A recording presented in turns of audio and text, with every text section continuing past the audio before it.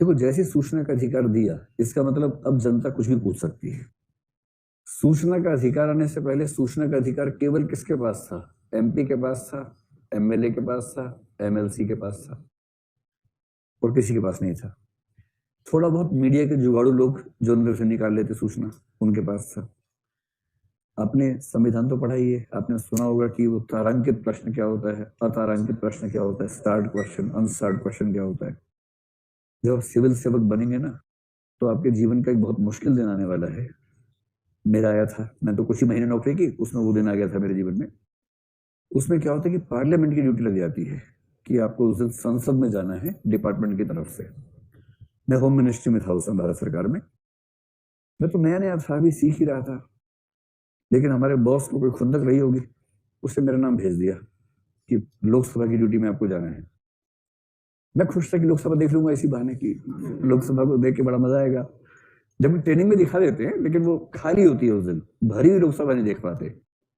तो जब ड्यूटी पे जाएंगे तो भरी लोकसभा होती है उस दिन।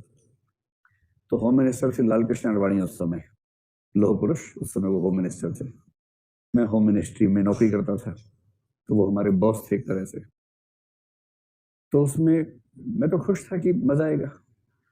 तो ड्यूटी ये होती है कि जब क्वेश्चन आवर चलता है ना, प्रश्नकाल, तो प्रश्न पूछे जाते हैं, तारांकित भी होते हैं। तो ऐसे होते से ये मान लीजिए लोकसभा में ये चेयरपर्सन बैठा है, ऐसे करके सब बैठे होते हैं, पता ही आपको, ये सत्ता पक्ष ऐसे बैठता है इस तरफ, फिर बीच का रास्ता होता है, यहाँ विपक्ष चलता रहता है। देखा ही आपने लोकसभा कैसी होती है। तो अच्छा, सिक्योरिटी वहां इतनी अच्छी है कि मैं पहली बार गया था, चलते चलते मैं अंदर ही पहुंच गया कमरे के, जहाँ सब सांसद बैठे थे।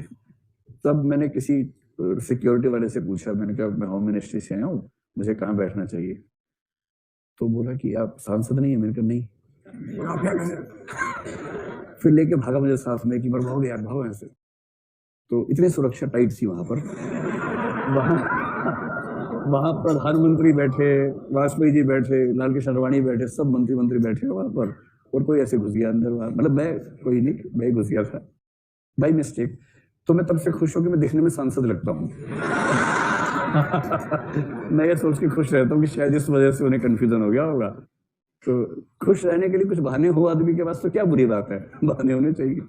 बहरहाल, तो फिर उन्होंने खिड़की में बिठा दिया मुझे। ये जो है ना, ये जो मंत्री होते हैं ना, यहाँ पास में विंडो बॉक्स होता है, खिड़की में बॉक्स होता है, अच्छा होता है, ठीक से बैठने की व्यवस्था होती है वहां। वहां सभी मिनिस्ट्रीज के मतलब सीनियर ऑफिसर्स होते हैं। सिविल सर्विस में आने के बाद आप सीनियर मान लिए जाएंगे पहले दिन से ही, फिर आप जूनियर नहीं है, आप सीनियर हैं उस दिन से। इनकी भूमिका क्या होती है कि जब प्रश्नकाल चलता है ना, जैसे होम मिनिस्ट्री का आ गया प्रश्न, तो होम मिनिस्टर यहाँ कोने में खड़े हो जाएंगे, अब प्रश्न का जवाब देंगे। अगर अनस्टार्ड है तो कोई दिक्कत ही नहीं है। स्टार्ड में क्या होता है, प्रति प्रश्न आ जाता है, क्रॉस क्वेश्चन। और होम मिनिस्टर, मतलब किसी मिनिस्टर को कुछ पता थोड़ा ना होता है, मिनिस्टर कहां से इतना पता करेगा। तो वो जवाब देता है, एक जवाब दिया, इतने में किसी और ने, वो लिख के लाया था घर से लंबा सा क्वेश्चन, उसने पूछ लिया कि मेरा क्रॉस क्वेश्चन ये है। फिर मंत्री क्या करता है, मंत्री बाईं ओर देखता है ऐसे, इसका मतलब है कि जो ऑफिसर आया ना, उसको जवाब देना है इसका। और जवाब देने के लिए जरूरी है कि आपने उस चीज को पूरा खंगाल रखा हो ठीक से। और वहां समय नहीं होता, क्योंकि जब होम मिनिस्टर देख रहा था, पीएम भी ऐसा देख रहा होता है, कई मिनिस्टर ऐसा देख रहे होते हैं। तो उस एक क्षण में लगता है कि मर क्यों न जाए आदमी से। उस एक क्षण में ये भाव मेरे मन में तो आ ही गया था। प्रश्न इतना फैक्चुअल, अब कौन इतना फैक्चुअल सवाल दे, पहला अनुभव था।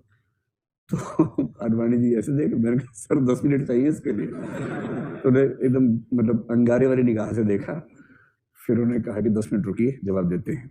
मतलब वो ठीक है, नॉर्मल प्रैक्टिस में जब फैक्चुअल सवाल होता है तो टाइम लगता ही है।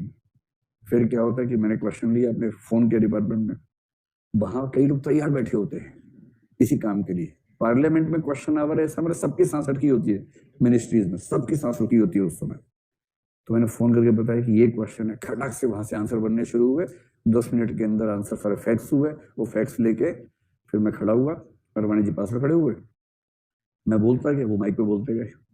मतलब ऐसे ही होता है। मतलब मैंने कोई तीर नहीं मार दिया, वो नॉर्मल सिस्टम ऐसा है वहां पर। जब आप किसी विधानसभा में जाएंगे वहां भी ऐसा होगा, सिस्टम है। सिविल सर्वेंट होने में एक शहादत ये भी देनी होती है कि आप इस दिन संसद या विधानसभा की ड्यूटी में जाएं और मंत्री आपको घूर के देखे और 2-3 बार देख लिया तो नोट कर लेता नाम, कहता अच्छा नाम बता अपना तू, आज शाम को देखता हूँ तुझे। अब इसमें क्या है कि पब्लिक अथॉरिटीज की जो रिस्पॉन्सिबिलिटी इसमें सेक्शन 4 बताई गई है ना, वो मैं जो कह रहा था कि इससे पहले क्या था कि क्वेश्चन पूछने का राइट केवल एमपी एमएलए को था, वो कुछ भी इंफॉर्मेशन पूछ सकते थे, सरकार को देनी होती थी संसद में विधानसभा में, लेकिन आम आदमी कोई प्रश्न पूछने की स्थिति में नहीं होता था। पहली बार आम आदमी को वो राइट मिला। और ये बात कब की, उससे कुछ साल पहले एक स्टिंग ऑपरेशन हुआ था जिसमें बहुत सारे सांसद फंसे थे कि वो संसद में प्रश्न पूछने के बदले पैसा लेते थे, 40,000 50,000 रुपए एक प्रश्न पूछने का लेते थे। जब स्टिंग ऑपरेशन आ गया, सबसे तेज चैनल पे आया था, तो तो उसके बाद ये प्रश्न उठने लगा कि ये विशेषाधिकार क्यों सांसदों के पास है, देश की जनता को ये अधिकार क्यों नहीं है कि उसके पास खुद ही सूचना मिल जाए। तब आरटीआई की भूमिका बनी और तब एक बात ये दिमाग में आई कि जैसे ही सूचना का अधिकार देंगे, देश का हर नागरिक या बहुत सारे नागरिक चाहेंगे कि बहुत सारी सूचनाएं मंगवाएं, इतनी चिट्ठियां आएंगी कि सरकार हिल जाएगी, जवाब देते देते बाकी काम छूट जाएंगे उनके।